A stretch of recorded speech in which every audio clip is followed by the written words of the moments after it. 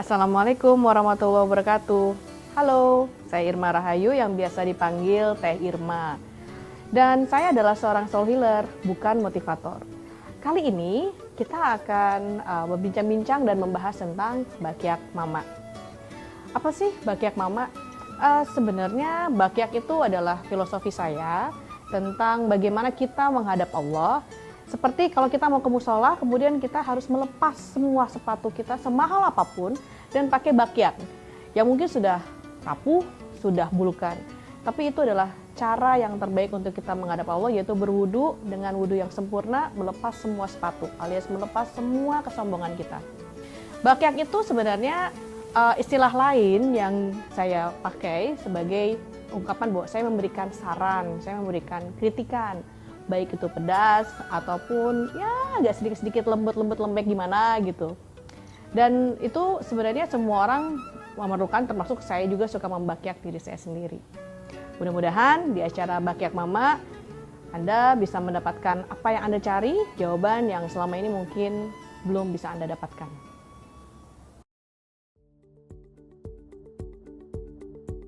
Ada dua nih orang yang selingkuh, memang dia kebiasaan selingkuh, udah penyakit, atau memang saya udah nggak tahan lagi sama rumah tangga.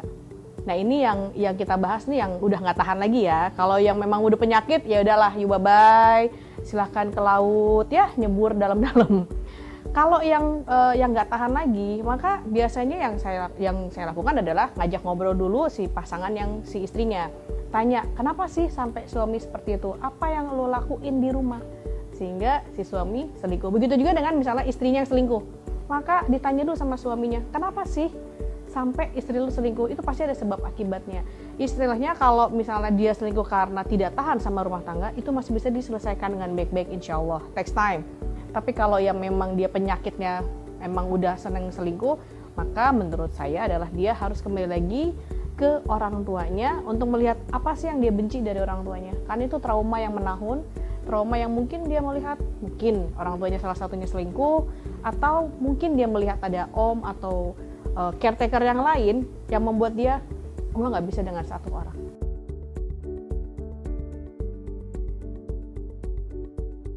Oke. Yang harus kita lakukan pertama kali nih ketika pasangan kita selingkuh adalah introspeksi, yang udah pasti. Introspeksi, karena kan ketika kita tahu, waduh cinta gue diselingkuhin atau apa, terus marah. Oke, marahnya boleh. Marahnya jangan lebih dari 3 hari. Jangan melebihi dari 3 hari. Karena apa? Karena kita perlu untuk refleksi diri. Kenapa nih pasangan saya selingkuh? Karena yang penting itu. Kenapa pasangan saya selingkuh? Di situ kita akan dapat jawaban. Apakah memang selama ini kita terlalu mengabaikan? Apakah selama ini kita memang terlalu menekan pasangan kita? Atau hal yang lain? Nah, pada saat kita mau refleksi itu adalah saat kita mau menerima masukan. Makanya kalau pas baru tahu pasangan kita selingkuh, jangan pernah kita keluar terus tanya, kenapa pasangan saya selingkuh? Pasti apapun dikasih tahu sama orang, dia nggak akan pernah bisa nerima. Karena dia udah langsung, saya korban. Jadi yang paling penting adalah ambil 3 hari untuk benar-benar diam di rumah, kemudian mau nangis, gurung-gurung, guling-guling, segala macam, habiskan dulu emosinya, marahnya.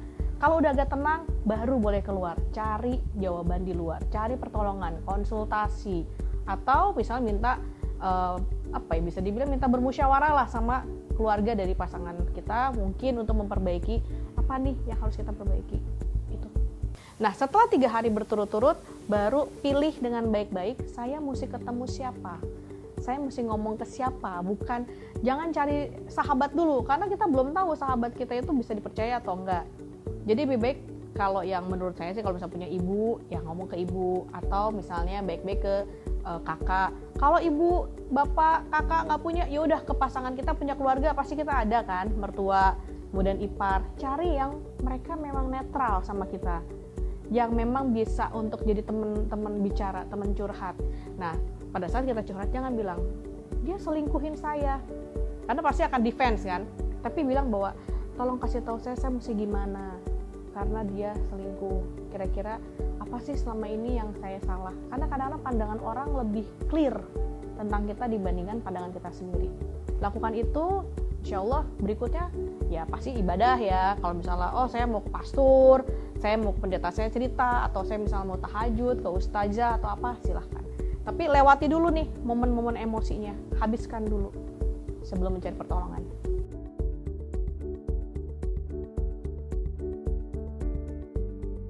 Kalau yang namanya kita diselingkuhin untuk komunikasi sama pasangan kayaknya agak-agak mustahil dan agak berat. Pasti dengan rasa marah, dengan rasa emosi.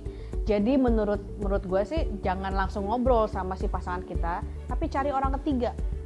Cari orang ketiga yang mana dia memang netral dan dia bisa menyampaikan apa sih maksud omongan kita ke pasangan kita yang berselingkuh.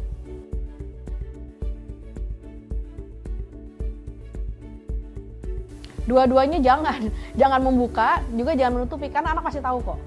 Apalagi satu rumah dong, pasti anak tahu. Yang harus kita lakukan adalah kita harus memperlihatkan gimana kita berjuang untuk tenang depan mereka. Kalau kita misalnya terlanjur nangis, ya udah nangis aja, nggak apa-apa. Tapi jangan ngomong, ih, papa kamu tuh selingkuh. Atau misalnya nih yang selingkuh perempuan nih, mama kamu tuh selingkuh, jangan. Tapi mendingan dua-duanya diam. Cuma kalau ke anak harus ngomong juga, misalnya, yuk nak makan. Kok mama diam aja? Iya, mama lagi sedih. Jangan bohong bahwa kita lagi baik-baik aja. Tetap bilang mama lagi sedih, tapi gak usah ngomong bahwa saya lagi sedih karena papa kamu selingkuh atau mama diselingkuhin, jangan. Pokoknya ngomong aja bahwa iya mama lagi sedih atau papa lagi sedih gitu. Oke, sekian Bakiak Mama kali ini, dan buat Anda yang punya pertanyaan tentang apapun, insya Allah bisa saya jawab, dan kirimkan pertanyaannya ke sini nih. Nih di bawah ini. Ya, kelihatan kan? Kelihatan kan? Oke, wassalamualaikum warahmatullahi wabarakatuh.